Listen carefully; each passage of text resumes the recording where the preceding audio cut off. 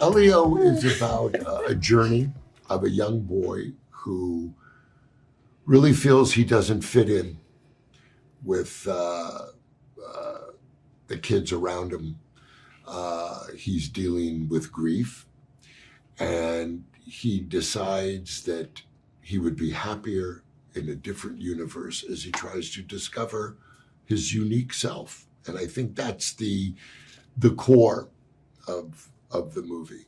Tell us about your character and what drew you to this project.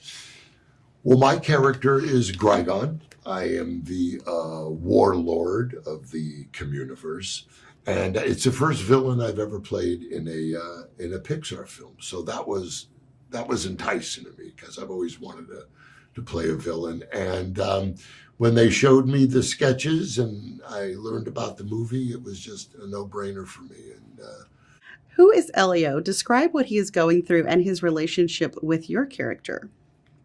Well, Elio is a young boy who's really trying to figure out where he fits in his little world. You know, he's like myself. I was bullied as a kid. He is going through this and experiencing it. And I think all children spend their early years trying to figure out who they are, where they fit, how to make friends.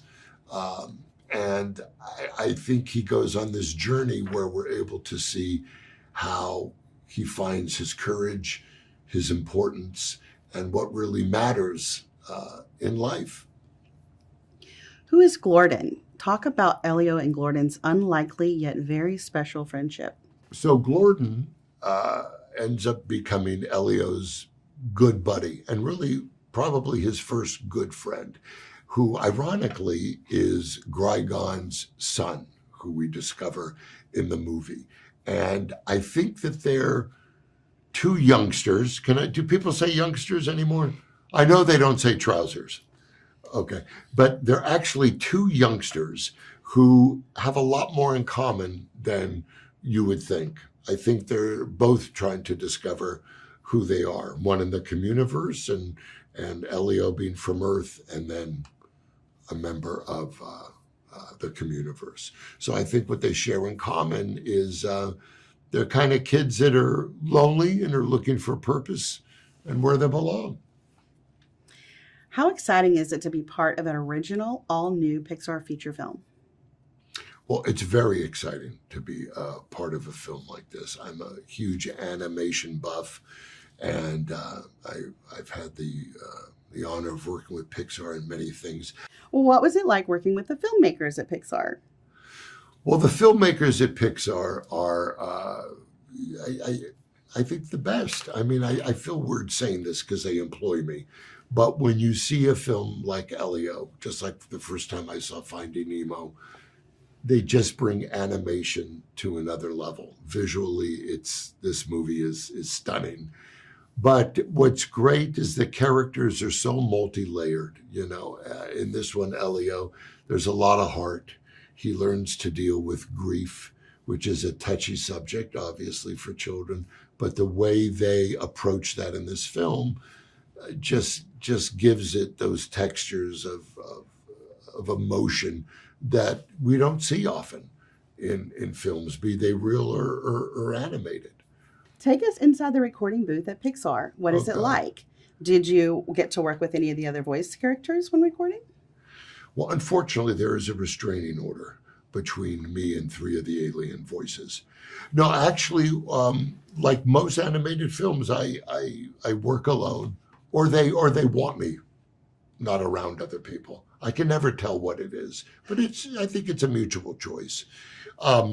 But you know what's really great? You're working on a soundstage that had some of the greatest voice-over actors in history standing there, and then me. So you know you feel the difference. I know the director did.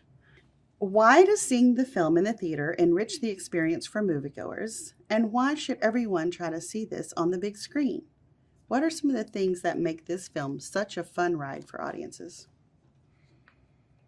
Well, I think, first of all, I'm a big fan of seeing movies in the theater.